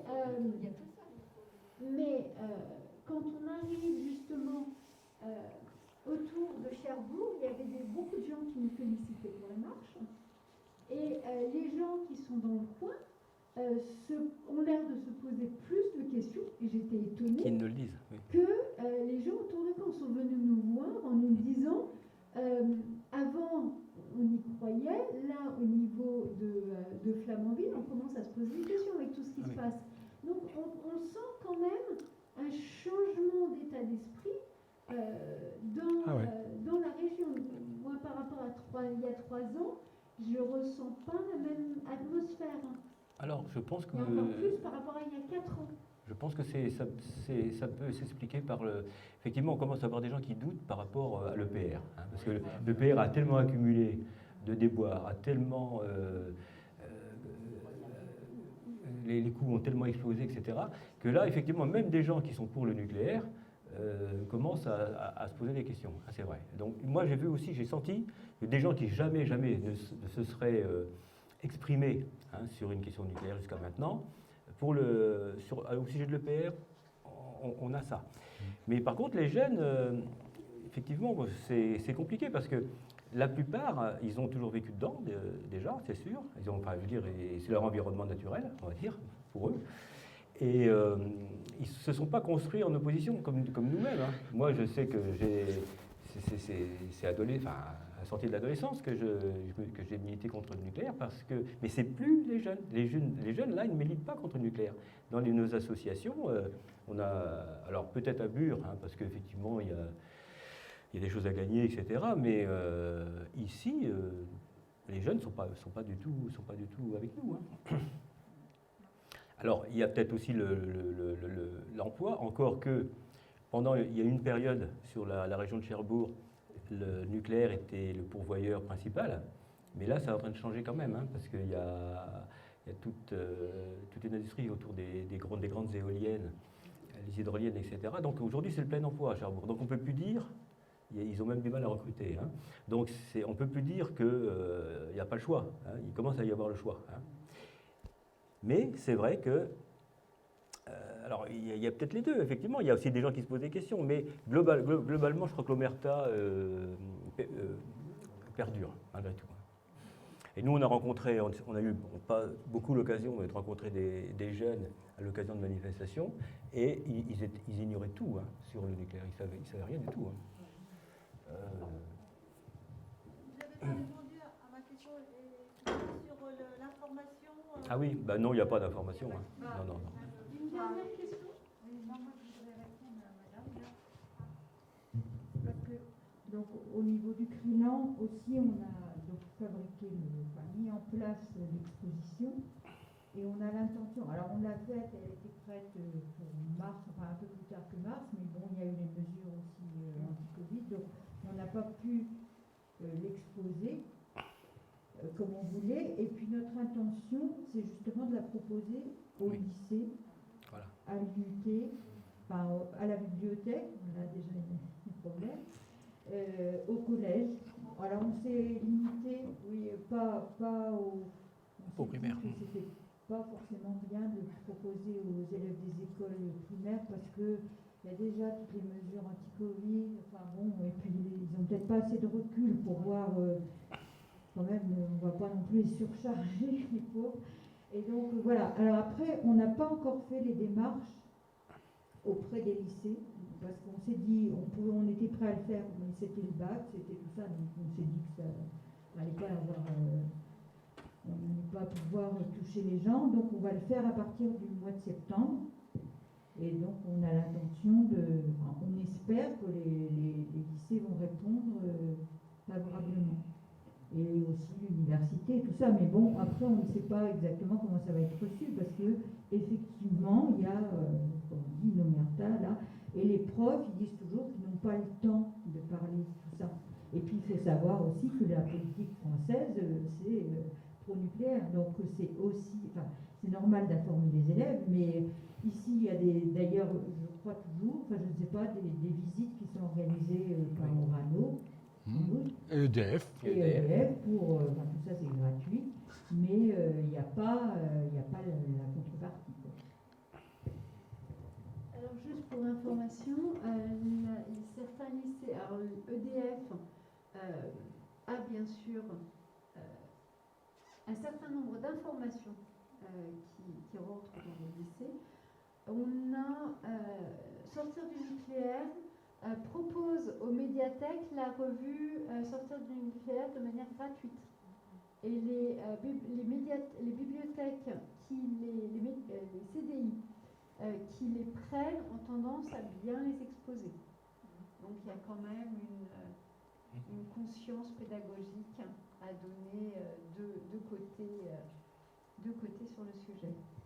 Moi, je pense, en plus, madame, pour répondre à vos compléments d'information, merci, c'est que quand on parle du réchauffement climatique, moi je suis partie d'Alternativa, le nucléaire aussi, quand on parle beaucoup du réchauffement climatique, et que certains, évidemment, avancent la solution du nucléaire parce que zéro CO2, donc du coup, par rapport à la discussion que ce matin avec les jeunes, là, c'est pas qu'ils découvrent le nucléaire, mais en tous les cas, ça les interpelle, quoi. Et ils ont envie d'en savoir plus. En tous les cas, ces jeunes femmes, c'est le message qu'elles me faisaient passer, quoi. Enfin, malheureusement ou heureusement, la bonne opportunité, quoi, pour y aller. Oui, mais on met beaucoup en avant que le nucléaire va Décarboné. être une solution Décarboné. contre le réchauffement climatique, quoi. Avec les voitures électriques là, qui sont créées, en plus, on ne sait pas ce qu'il faut faire. Est-ce qu'il faut acheter une voiture électrique? Est-ce qu'il faut... Parce que ici, on Si sait tu bien veux que... faire tourner les centrales, il faut acheter les voitures Voilà, électriques. C'est évident. Bah oui, voilà. De toute façon, on n'entend que cette voix. Et ce qui serait intéressant, ce serait de connaître quel circuit emprunte Orano EDF pour véhiculer sur YouTube en permanence, sur les circuits qu'écoutent les jeunes, cette information. Alors ça, c'est vrai, ça. Ça, c'est sûr. Ça, alors là. Ça passe. Ah oui. Ça nous rendrait plus efficaces peut-être pour nous organiser, on va dire. Parce que c'est tonitruant ce qui arrive là. C'est pas périphérique, c'est absolument tonitruant. C'est vraiment, vous rassemblez un tas de jeunes dans une manif, c'est le nucléaire sauvera le climat. C'est quand même ça. Donc, je crois que je n'ai pas besoin de micro, on m'entend. Je sais qu'avec les militants de GIEC, on s'interroge en permanence sur les schémas de communication, d'argumentation vis-à-vis de gens très jeunes qui n'ont que cette voix-là à entendre. Par où on passe, nous? Parce que c'est très complexe. Notre militantisme, il est très complexe. Il a un côté encyclopédique. Par où on commence? C'est vrai que c'était très compliqué. Nous, on a essayé de participer avec nos petits moyens. D'ailleurs, entre parenthèses, on peut adhérer au Crilan, ça nous aiderait beaucoup. Et donc, avec nos petits moyens, lorsqu'il y a eu les manifestations contre le réchauffement climatique, nous, on y participait à ces manifs avec le slogan « Le nucléaire ne sauvera pas le climat ». Et on essayait, à chaque fois qu'on on était confronté à cette discussion avec beaucoup de gens. Et la toute première manifestation à laquelle on a participé, eh bien, ça a été extrêmement compliqué parce qu'on a failli nous virer. Les organisateurs ne souhaitaient pas notre présence. Ils n'avaient pas compris. Pour eux, c'était... voilà. Donc, les organisateurs des manifestations suivantes n'étaient plus les mêmes, mais les premiers organisateurs, ils étaient véritablement, farouchement opposés à notre présence et au fait que nous, on essaye d'expliquer pourquoi le nucléaire, de toute façon, ne sauvera pas le climat. Et notre argumentaire, c'était un papier de M. Laponche sur le sujet, parce que lui, c'est un scientifique et ça nous permettait d'avoir des arguments qui tiennent la route, quoi. Voilà. C'est vrai que, comme vous le dites, on a besoin d'avoir d'étayer. Oui. Alors, le problème, c'est comment on se trouve désarmé par rapport à un message simplissime qui est évidemment adopté d'une façon dans la facilité. Et nous, comment on s'oppose à ça? On ne peut pas avoir un message simple. Donc, voilà, ça faut vraiment une stratégie de communication militante. Mais on peut dire quand même, c'est qu'on a été capable, on nous a imposé de tout arrêter quand il y a eu les mesures anti-Covid de l'année dernière. Tout s'est arrêté. Il n'y avait plus de voyage en avion, il n'y avait plus de voyage. Et donc on a été capable de s'arrêter. Mais pour le climat, c'est beaucoup plus grave. dire, enfin, c'est à court terme. Il y aurait beaucoup plus à faire, oui. Mais le climat, on pourrait tout arrêter aussi, chercher des solutions. Tout le monde, si les gouvernements de tous les pays le décidaient, comme là ils l'ont décidé. Et on a tout arrêté et on a continué. Donc ça veut dire qu'il y a des solutions sûrement à trouver. Enfin, on est capable, mais sauf qu'on ne l'exige pas. Enfin, On prend une dernière question, puis après nous on va manger parce qu'on est quand même depuis 6 heures du matin. C'est tout simplement pour répondre. Avec la Covid, le problème est immédiat. Les gens tombent malades et il y a un certain nombre qui meurent. Donc, on agit immédiatement. Avec le climat, c'est à long terme ou à moyen terme. Maintenant, on commence à voir les effets. Mais l'action qu'il faudrait faire, elle n'a pas un effet immédiat. Elle n'a pas, elle va pas, si aujourd'hui on arrête tout, on va pas avoir plus d'inondations, plus d'incendies, etc. Et le problème est là, et dans toutes les politiques, je vois ça. Quand le problème est immédiat et qu'il y a une solution immédiate, l'action se trouve. Et les intérêts immédiats sont privilégiés, alors que quand le problème est à long terme, il n'est pas pris en compte. Merci. Voilà. Alors, merci beaucoup. Merci aussi. Merci à vous.